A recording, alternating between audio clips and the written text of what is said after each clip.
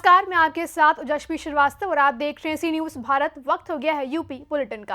बुलंदशहर में बुजुर्ग महिला ने पुत्र व पुत्रवधू पर मारपीट करने का आरोप लगाए, वहीं एसएसपी को शिकायती पत्र सौंपा। देखिए पूरी रिपोर्ट। बुलंदशहर में बुजुर्ग महिला ने पुत्र व पुत्रवधू पर मारपीट करने के आरोप लगाए, एसएसपी को सौंपा शिकायती पत्र। जमीन हड़पना चाहते हैं पुत्र व पुत्रवधू। इंसाफ पाने के लिए एसएसपी दफ्तर पीड़िता पहुंची, वहीं पुत्र व पुत्रवधू पर लगा गाली गलौज कर मारपीट का आरोप। संबंधित थाने में सुनवाई न होने के बाद इंसाफ अपने एसएसपी दफ्तर पहुंची बुजुर्ग महिला। बुलंदशहर थाना गुलावटी क्षेत्र के गांव भटौना से आस लेकर एसएसपी दफ्तर पहुंची पीड़िता। नाम है आपका? कहाँ की रहने वाली हैं आप? भटौना। एसएसपी ऑफिस आई हैं, क्या मामला है? मेरे बहू बेटा मुझे मारते हैं, धमकाते हैं, धमकी देते हैं जान से मारने की। और मैं तो सुबह पानी यहाँ लो ना, मुझे रोटी देते, घर से बाहर निकाल दें। मेरा आदमी मार दिया और मुझे मारने की पूरी प्लान बना रखी है। मैं उनके द्वारा नहीं रहना चाहती। तो एसएसपी साहब से मिली हैं, क्या कहा उन्होंने? उन्होंने ये कही कि थाने में जाओ। फिर पहले कभी गई थाने में? कल गई, परसों गई थाने में, कोई सुनवाई नहीं हुई मेरी। तो आज जो है थाने के लिए बोला? इन्होंने फिर थाने के लिए फ़ोन करा उनके द्वारा। बुलंदशहर से सी न्यूज संवाददाता अदनान इबाद की रिपोर्ट। फर्रुखाबाद में शिकायतकर्ता भोले मिश्रा की शिकायत करने पर पूर्ति निरीक्षक ने थप्पड़ मारा। क्या है मामला, देखिए इस रिपोर्ट में। फर्रुखाबाद में पीड़ित भोले मिश्रा पुत्र पहलवान मिश्रा निवासी ग्राम व पोस्ट पिथानापुर थाना अमृतपुर जनपद फर्रुखाबाद का मूल निवासी है। पीड़ित ने बताया कि गांव में ही मैंने अपना अंत्योदय कार्ड ऑनलाइन कराया था, क्योंकि पीड़ित बहुत ही गरीब व्यक्ति है और उसी के गांव में कई धनवान लोगों तक के अंत्योदय कार्ड बने हैं।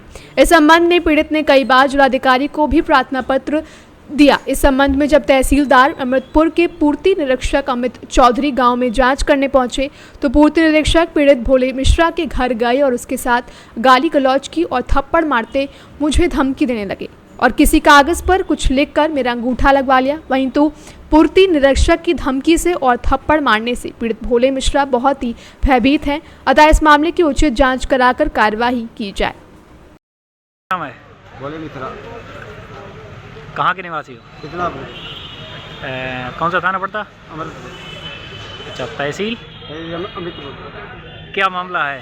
अमित चौधरी गए थे और प्रेमचंद कोटेदार ने दिखा अंत्योदय कार्ड बने ही गए। उनने मेरे ले जाई के थप्पड़ दो और यहाँ पर अंगूठा लगा वो। किसने मारा थप्पड़? अमित चौधरी ने, पटेल ने। अच्छा, थप्पड़ मारा। हाँ। समझो, अंगूठा किस पे लगवाया? लगवाओ तो कोटेदार की शिकायत करता हूँ। किसने मारा? अमित चौधरी। अंत्योदय कार्ड। ये कौन है? हाँ, कौन है ये? अमित चौधरी भट्टर। इंस्पेक्टर हैं? हाँ। अच्छा, फिर? हाँ, हम राधा कोर्ट शिकायत क्या करते हुए बैठे ने। अब दूसरे ने कहते अब कोर्टल का चीज हुए थे प्रेमचंद का भट्टर थे और पप्पू कोडिया से अंगूठा लगवाओ जाए। अच्छा, शिकायत क्या की थी आपने? हमें शिकायत करी थी अंत्योदय कार्ड मांगती। अंत्योदय कार्ड? हाँ। अच्छा, और तुम्हारा किसका है? हमारे को पैसों नहीं। कैसे नहीं, मतलब तुम्हारा बना नहीं रहे? हाँ, उनके कटे जाए, मेरे बनो जाए। तो अब क्या चाह रहे? जिलाधिकारी के पास आए, आपको क्या बताया? उनके ऊपर कार्रवाई हुई। तुम्हारी मांग है? हाँ, हाँ। फर्रुखाबाद से सी न्यूज संवाददाता आदेश की रिपोर्ट।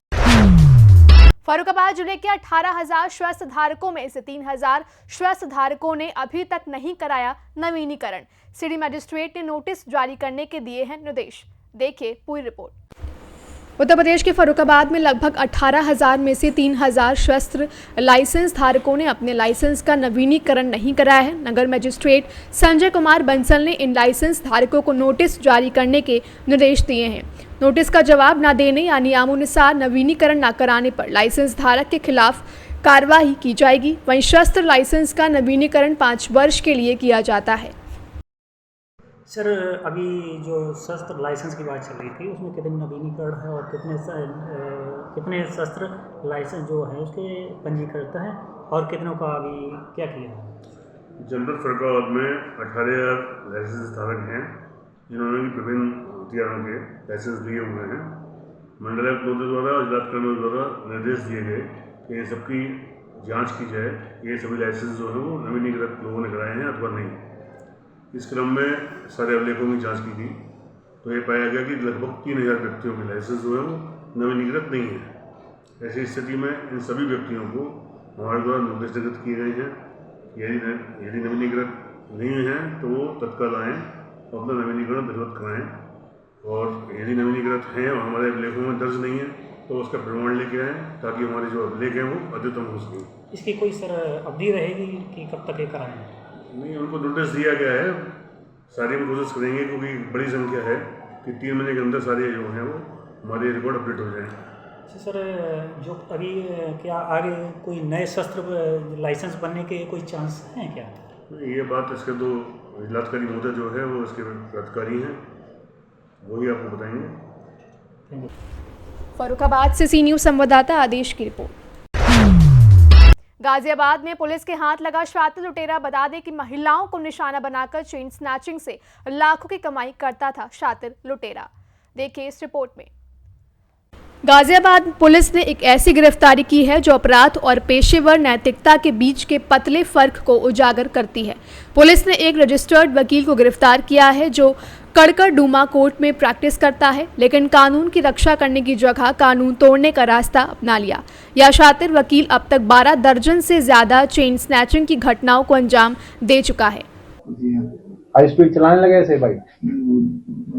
थोड़ा तेज बोलो, तेज। दूसरा चलाता था जी। क्या क्या किया? पढ़े लिखे कितने हो?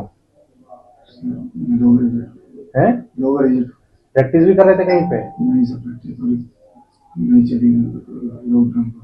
अच्छा, नहीं करी थी वैसे? सर शुरुआत में करी थी। रजिस्टर्ड हो जी। कहाँ पे? सादरा में। अच्छा, फिर उसके बाद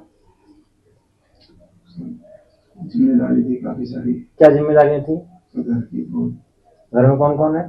सब पूरा परिवार है, मेरी मदर है, भैया खत्म हो गए थे 2022 में। लुटेरे पकड़े गए हैं और उनसे सोने का माल खरीदने वाला सुनार पकड़ा गया है। क्या है पूरा मामला? देखिए, अपराध और अपराधियों के विरुद्ध चलाए गए अभियान के तहत कल रात लगभग 11 बजे जब गाजियाबाद की इंदिरापुरम पुलिस कांवड़ मार्ग पर चेकिंग कर रही थी, उसी समय बाइक पर 2 व्यक्ति, संदिग्ध व्यक्ति सामने से आते हुए दिखाई दिए। जब उनको रोक के उनसे पूछताछ की गई, उनकी तलाशी ली गई, तो उनसे कुछ ऐसे सामान, पीली धातु बरामद हुई, साथ में कुछ रुपए बरामद हुए, जिसपे कि उनसे कड़ाई से पूछताछ की गई संदिग्ध मानते हुए। तो उन लोगों ने बताया कि वो शातिर स्नैचर हैं और एनसीआर क्षेत्र में वो एक्टिव होकर स्नैचिंग की घटनाओं को कारित करते रहे हैं और इंदिरापुरम में की गई काफ़ी घटनाओं को उन्होंने अपने मुंह से कबूला। और जब उनको हम लोगों ने तस्दीक कराया तो ये पाया कि वास्तव में ये दोनों शातिर लुटेरे हैं, जिनमें से एक का नाम बलराम जो कि नन नगरी का निवासी है, उसके साथ साथ उसका साथी शशि, ये भी नन नगरी का ही निवासी है। फिर इनसे आगे की पूछताछ में पता चला कि ये लूटा हुआ माल एक सुनार जिसका नाम रवि सोनी है, जो कि अंकुर विहार गाजियाबाद का रहने वाला है, इसको जाके ये सामान बेचते थे। इसके पास से भी हम लोगों ने बेचे हुए सामान से जो रुपए प्राप्त हुए थे उसको बरामदगी की है। इन तीनों को हिरासत में लिया गया है और इनको आगे जेल भेजने की कार्रवाई की जा रही है। सर, गिरोह का सरगना कौन है? इनमें गिरोह का सरगना जो है बलराम है और ये पूर्व में LLB ग्रेजुएट रहा है और साथ में ये वकालत भी इसने की हुई है। और इंटरेस्टिंग बात यह है कि वकालत के दौरान ही ये स्नैचरों के संपर्क में आया था। जो स्नैचर्स होते थे उनकी ये जमानत लेता था और उसी आधार पे इसने बताया कि उन्हीं से प्रेरित होकर फिर इसने स्नैचिंग शुरू कर दी। तो कितने मुकदमे, कितनी बार गिरफ्तार हुआ है? इनके ऊपर एक भी मुकदमा अभी तक हम लोगों को नहीं मिला है, क्योंकि इनके द्वारा ये बताया गया कि ये अभी तक पुलिस की गिरफ्त में नहीं आए थे और पिछले 1 से 1.5 साल से ये स्नैचिंग की घटनाएं कारित कर रहे थे दिल्ली और गाजियाबाद क्षेत्र में।